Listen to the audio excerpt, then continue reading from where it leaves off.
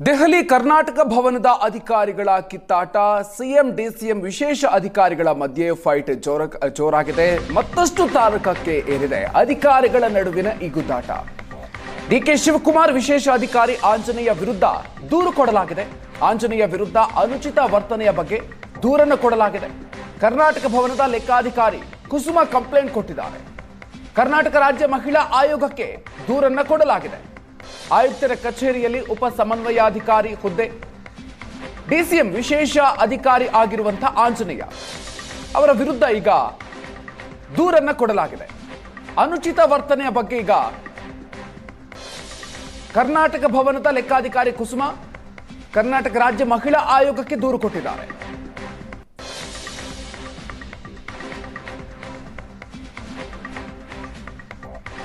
ದೆಹಲಿಯ ಕರ್ನಾಟಕ ಭವನದ ಅಧಿಕಾರಿಗಳ ನಡುವಿನ ಕಿತ್ತಾಟ ಇದು.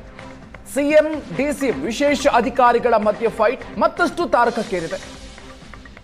ಡಿಕೆ ಶಿವಕುಮಾರ್ ವಿಶೇಷ ಅಧಿಕಾರಿ ಆಂಜನೇಯ ವಿರುದ್ಧ ದೂರನ್ನ ಕೊಡಲಾಗಿದೆ. ಈಗ ಅನುಚಿತ ವರ್ತನೆಗೆ ಸಂಬಂಧಪಟ್ಟಂತೆ ದೂರು ಕೊಟ್ಟಿದ್ದಾರೆ.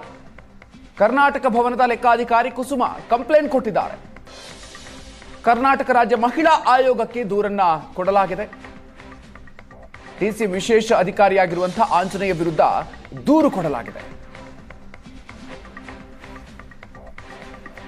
ಹೆಚ್ಚಿನ ಡೀಟೇಲ್ಸ್ ಕೊಡ್ತಾರೆ ನಮ್ಮ ದೆಹಲಿ ಪ್ರತಿನಿಧಿ ಮಂಜುನಾಥ್. ದೂರವಾಣಿ ಸಂಪರ್ಕದಲ್ಲಿ ಜಾಯ್ನ್ ಆಗ್ತಾ ಇದ್ದಾರೆ. ಮಂಜುನಾಥ್, ಇದೀಗ ಇಬ್ಬರು ಅಧಿಕಾರಿಗಳ ನಡುವಿನ ಈ ಒಂದು ಕಿತ್ತಾಟ ಯಾವ ಹಂತಕ್ಕೆ ಹೋಗಿದೆ, ಏನೆಲ್ಲ ಬೆಳವಣಿಗೆ ಆಗಿದೆ ಈ ವಿಚಾರವಾಗಿ ಮಂಜುನಾಥ್?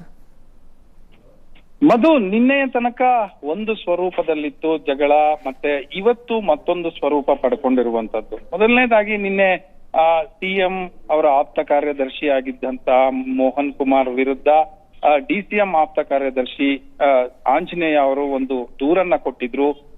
ಏನು ಅವಾಚ್ಯ ಶಬ್ದಗಳ ಬಳಕೆಯಿಂದ ಸೇರಿದಂತೆ ಎಲ್ಲವೂ ಕೂಡ ಅದರಲ್ಲಿ ವ್ಯಕ್ತ ಆಗಿತ್ತು. ಅದಾದ ನಂತರದ ಬೆಳವಣಿಗೆ ಇದು. ಈ ಸಂದರ್ಭದಲ್ಲಿ ಕುಸುಮ ಅವರು ಲೆಕ್ಕಾಧಿಕಾರಿ, ಕರ್ನಾಟಕ ಭವನದ ಲೆಕ್ಕಾಧಿಕಾರಿ ಅವರು ಈಗ ಮತ್ತೊಂದು ದೂರು ಆಂಜನೇಯ ಅವರ ವಿರುದ್ಧ ಕೊಟ್ಟಿರುವಂತದ್ದು. ಇದೇ ದೂರನ್ನ ನಿನ್ನೆ ಮುಖ್ಯಮಂತ್ರಿಗಳ ಸಮ್ಮುಖದಲ್ಲಿ ಮುಖ್ಯಮಂತ್ರಿಗಳಿಗೆ ಹೋಗಿ ಕೂಡ ಕೊಟ್ರು.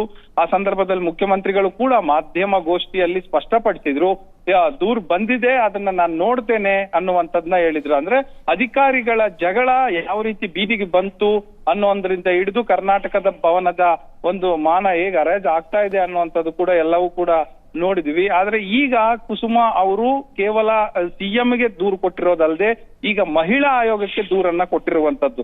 ಯಾವ ರೀತಿ ಅನುಚಿತವಾಗಿ ವರ್ತಿಸಿದ್ದಾರೆ ನಮ್ಮ ಜೊತೆ ಅನ್ನುವಂಥದ್ನ ಪೂರ್ತಿಯಾಗಿ ಅವರು ದೂರಿನಲ್ಲಿ ವಿವರಿಸಿದ್ದಾರೆ. 2 ಪುಟಗಳ ದೂರಿದು. ಅದರಲ್ಲಿ ಅವರ ಅಶ್ಲೀಲ ಕೆಟ್ಟ ಪದ ಬಳಕೆಯಿಂದ ಹಿಡಿದು ಅವರು ದಬ್ಬಾಳಿಕೆ ತೋರ್ತಾ ಇದ್ದಾರೆ ಅನ್ನುವಂತ ಆರೋಪವನ್ನು ಕೂಡ ಮಾಡಿರುವಂತದ್ದು. ಸಹೋದ್ಯೋಗಿ ನೌಕರರ ಬೇರೆಯವರ ಜೊತೆ ಇದ್ದಂತ ಸಂದರ್ಭದಲ್ಲಿ ಯಾವ ರೀತಿ ಅನುಚಿತ ವರ್ತನೆಯನ್ನ ತೋರಿದ್ದಾರೆ ಅನ್ನುವಂಥದ್ದನ್ನು ಕೂಡ ವಿವರವಾಗಿ ಪ್ರತಿಯೊಂದನ್ನು ಕೂಡ ಸುಮಾರು 2 ಪುಟಗಳ ದೂರನ್ನ ಈಗ ಮಹಿಳಾ ಆಯೋಗಕ್ಕೆ ಕೊಟ್ಟಿರುವಂತದ್ದು.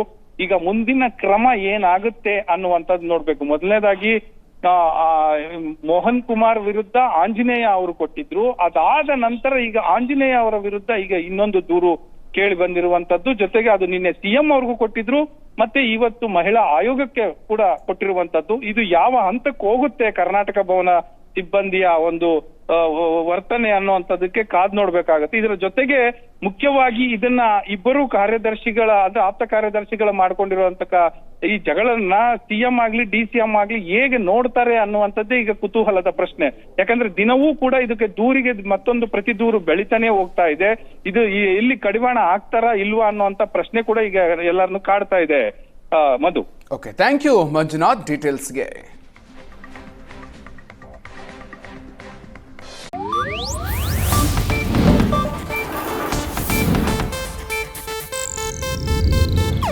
ಇದು ಏಷ್ಯಾನೆಟ್ ನ್ಯೂಸ್ ನೆಟ್ವರ್ಕ್ ಪ್ರಸ್ತುತಿ.